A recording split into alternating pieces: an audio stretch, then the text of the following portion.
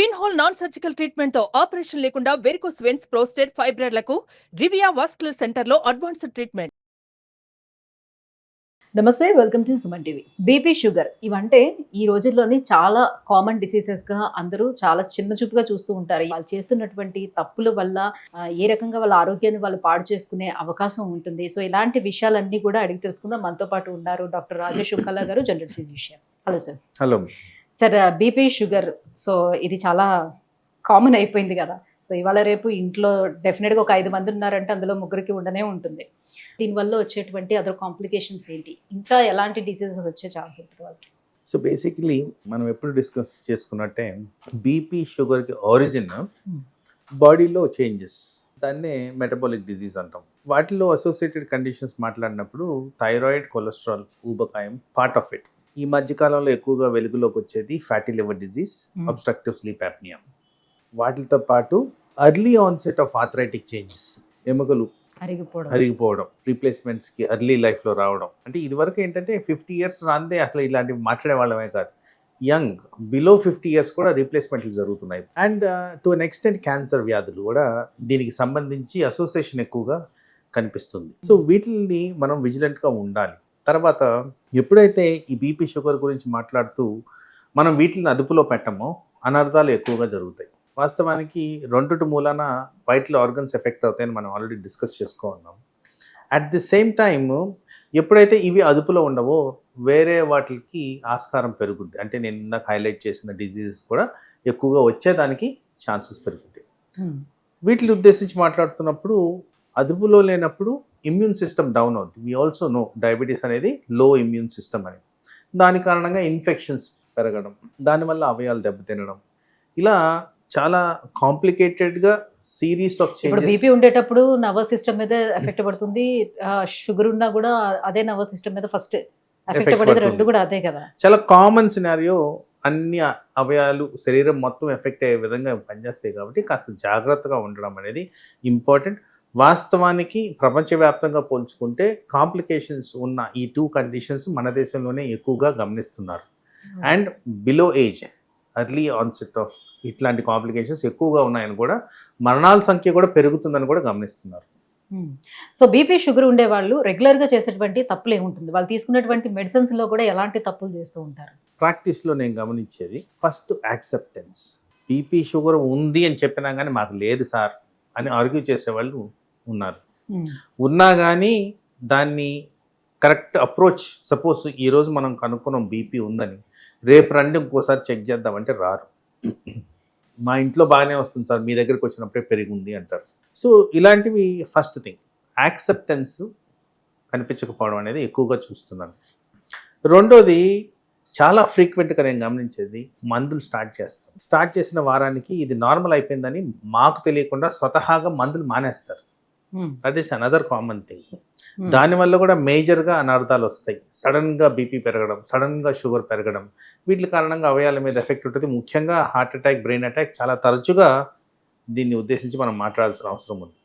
తర్వాత మోస్ట్ కామన్గా చేసే ఇంకొక తప్పు ఏంటంటే, మేము చెప్పిన మెడిసిన్ని ఆ పద్ధతిలో వేసుకోకపోవడం.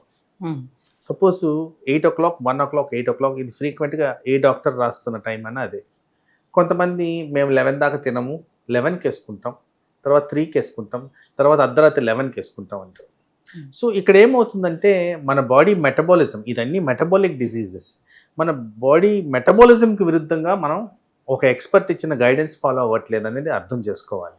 దాని కారణంగా రావాల్సిన బెనిఫిట్స్ రావు. బీపీ, షుగర్ రెండు కలిసి ఉన్నాయనుకోండి ఒక పర్సన్లో, సో తీసుకునే మెడిసిన్స్ కూడా వాళ్ళు రెండు కలిపి ఒకేసారి ఎట్ ఏ టైం వేసుకోవచ్చు అంటారా? దానివల్ల ఏమైనా ఫలితం ఉంటుందా? ఇంటరాక్షన్ లేనివే యూజువలీ ప్రిఫరెన్స్ ఆఫ్ చాయిస్ ఉంటుంది. సో దానివల్ల ఇష్యూస్ ఉండవు. కానీ దాంట్లో ఇంటరాక్ట్ అయ్యే విషయం ఇంకోటి చెప్తాను నేను. ఎక్కువ శాతం పీపుల్ ఆల్కహాల్తో వీటిని తీసుకుంటారు. Most of the drugs particularly ఈ బీపీ షుగర్కి సంబంధించి పనిచేయవు. సో ఆల్కహాల్తో తీసుకోవడం అనేది మంచిది కాదు. మధ్యన వీళ్ళు ఓవర్ ద కౌంటర్ మెడిసిన్ కొనుక్కొని వేసుకుంటారు. మరి అలాంటివి వాడచ్చా లేదా అనేది కూడా మనం ఇక్కడ గమనించుకోవాలి. ఎందుకంటే ఆల్రెడీ కొన్ని మందులు వాడుతున్నాము, దాని కారణంగా కొత్త రకమైన మందులు, ఈ మందులు పనిచేయకుండా చేసే పరిస్థితులు కూడా ఏర్పడతాయి. కాబట్టి ఇది కూడా ప్రమాదకరం. ఎందుకంటే వాళ్ళకి తెలియకుండానే వాళ్ళ టార్గెట్ లెవెల్స్ మెయింటైన్ చేయకుండా అయిపోయి కాంప్లికేషన్స్కి దారితీయడం జరుగుతుంది. సో టైప్ 1 డయాబెటీస్ ఉండేవాళ్ళు లేదంటే ఎర్లీ స్టేజ్లోనే బీపీ వచ్చిన వాళ్ళు వీళ్ళిద్దరికీ కూడా సో వాళ్ళ బాడీ మీద ఎంత ఇంపాక్ట్ పడుతుంది, వీటి ప్రభావం ఎలా ఉంటుంది, అండ్ ఎటువంటి జాగ్రత్తలు తీసుకోవాల్సి ఉంటుంది వాళ్ళు ఎక్కువగా? సో ఆల్మోస్ట్ ప్రతి ఒక్కరు, అది టైప్ 1 కావచ్చు, టైప్ 2 కావచ్చు, బ్లడ్ ప్రెషర్ కావచ్చు, టార్గెట్ ఓరియంటెడ్గా చేసుకోవడం ముఖ్యం.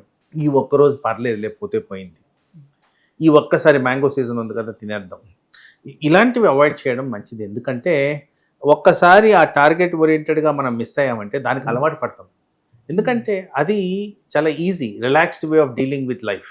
స్ట్రింజెంట్గా ఉండడం చాలా కష్టం, కానీ స్ట్రింజెంట్గా ఉన్నందుకు మీకు బెనిఫిషియల్ ఎఫెక్ట్స్ ఎక్కువగా రీప్ అవుతాయి, ఎక్కువగా మీ కాంప్లికేషన్స్ రాకుండా మీరు కాపాడుకోవచ్చు. సో ఆ విధంగా ఆలోచించడం చాలా ముఖ్యం.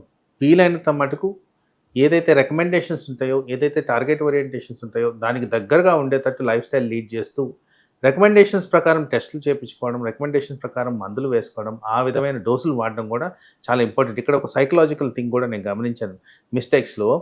ఇది మెట్ఫార్మిన్ అనేది కామన్ డ్రగ్ షుగర్లో వాడేది, అది 500 ఉంటుంది. దాని నెక్స్ట్ వచ్చే డ్రగ్ యూజువల్గా వాడేది గిల్మిప్రైడ్, అది 1 మిలీగ్రామ్ ఉంటుంది. అది తక్కువ డోస్ అని చెప్పి అపోహతో అది తీసుకోవడం జరుగుతుంది. సో ఇది కూడా చాలా మంది చేస్తున్న తప్పు. సో ఆ 1 మిలీగ్రామ్ని 500 మిలీగ్రామ్ని పోల్చుకుంటారు, కానీ వాస్తవానికి పొటెన్సీలో చాలా డిఫరెన్స్ ఉన్న మెడిసిన్స్ ఇవి. ఇలా బ్లడ్ ప్రెషర్ మెడిసిన్ దగ్గర కూడా నేను నా ప్రాక్టీస్లో పేషెంట్లు చేయడం గమనించాను. కాబట్టి ఇలాంటిది అవాయిడ్ చేయడం చాలా ఇంపార్టెంట్. ఇది చాలా ప్రమాదకరం కూడా. సో బీపీ షుగర్ ఉండే వారికి ప్రమాదకర పరిస్థితులు ఎప్పుడు ఏర్పడతాయి, దాని సిమ్టమ్స్ వెంటనే గుర్తించి ఎప్పుడు డాక్టర్ని అప్రోచ్ అవ్వాల్సి ఉంటుంది? ఫస్ట్ ఆఫ్ ఆల్ ఆ సిమ్టమ్స్ ఏర్పడడం ఎవరు ప్రెడిక్ట్ చేయలేరు, సడన్గా వస్తుంది. ఆ సడన్గా వచ్చినప్పుడు ఎవరు చేసేదానికి ఏముండదు, డైరెక్ట్ హాస్పిటల్ ఎమర్జెన్సీకి వెళ్ళాల్సిన పరిస్థితులు ఏర్పడతాయి. అది ఇంపార్టెంట్గా గ్రహించాలి. సో ఆ సిచ్యువేషన్ రాకుండా చేసుకోవడం.